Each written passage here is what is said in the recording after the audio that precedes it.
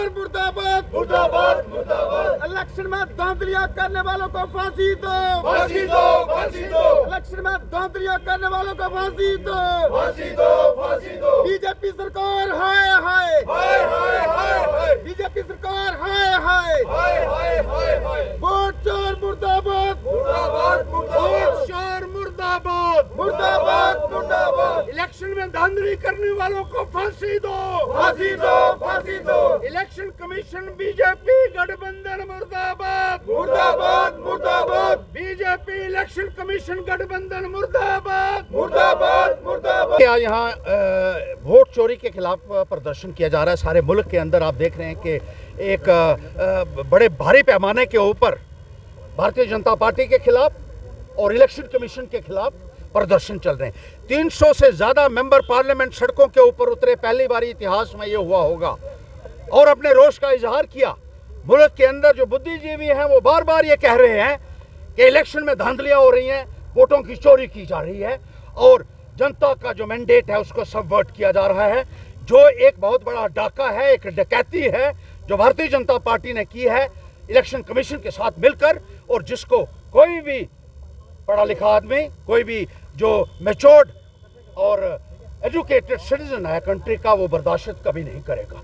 जिस तरीके से ये किया जा रहा है, नकली वोटर बनाकर, असली वोटर्स को काटकर, मशीनों में गड़बड़ी करके और दूसरी करप्ट प्रैक्टिसेस, फ्रॉडुलेंट प्रैक्टिसेस से इलेक्शन को जीता जा रहा है।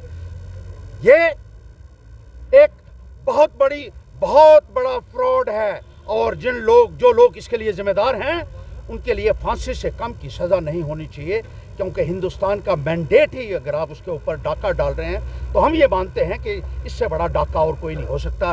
हिंदुस्तान की आवाम को मैं अपील करना चाहता हूं कि अब बहुत वक्त हो चुका है, अब आपको जागना पड़ेगा, समझना पड़ेगा आपको कि आपके साथ क्या हो रहा है।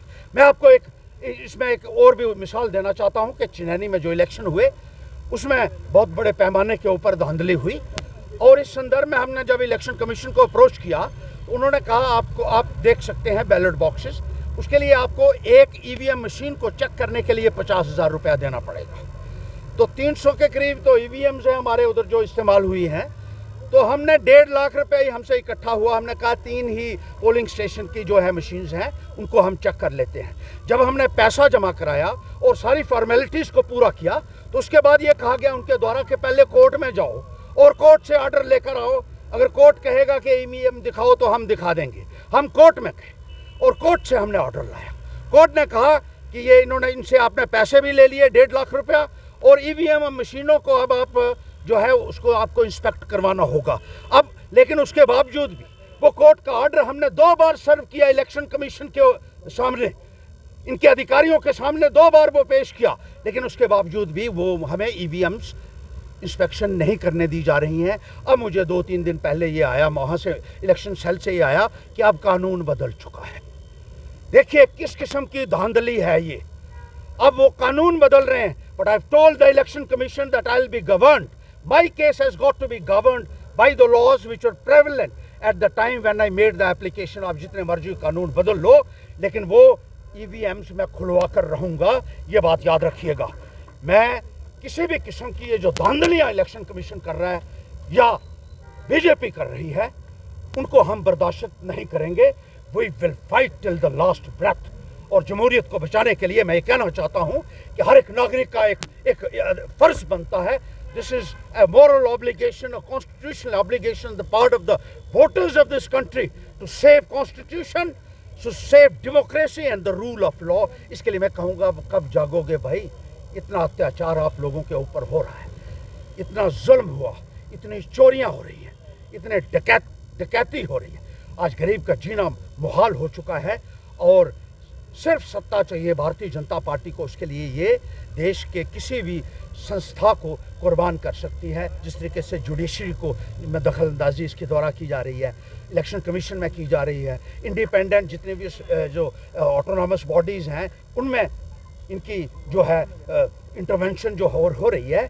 मैं आवाम से कहना चाहता हूँ, हिंदुस्तान के आवाम से कहना चाहता हूँ कि असूल और सही जो सोचने वाले लोग हैं, right thinking people, I'd like to appeal to them खड़े हो जाइए अपने अधिकारों के लिए। अब बहुत वक्त हो चुका है। असूल अगर हैं तो गलत से टकराना होगा, जिंदा अगर हैं तो जिंदा बच कर दिखाना होगा। राहुल गांधी इस मामले को लेकर पब्लिक को एंगेज कर रहे हैं, नेशन को जगा रहे हैं, क्या आप भी बिल्कुल बिल्कुल हम कर रहे हैं। हम तो इसीलिए तो सामने आए हैं कि इसमें सच्चाई सामने आनी चाहिए।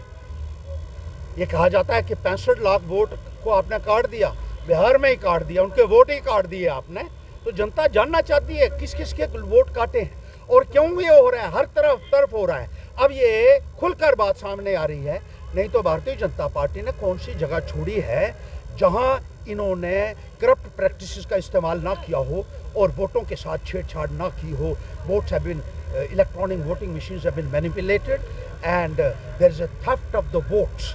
और जो सही कैंडिडेट होते हैं उनको उनके ऊपर पूरा फोकस किया जाता है कि इनको किसी भी तरीके से असेंबली में आने से रोको, पार्लियामेंट में आने से रोको। लेकिन इन लोगों को अब एक्सपोज किया जाएगा और ये लड़ाई लड़ी जाएगी। और जिन इलेक्ट्रिक वोटिंग मशीन्स को हमने जो पैसा जमा करवाया और कोर्ट से ऑर्डर लाया, मैं देखता हूँ कौन माई का लाल रोकता है हमें उन इलेक्ट्रॉनिक वोटिंग मशीन्स की इंस्पेक्शन से।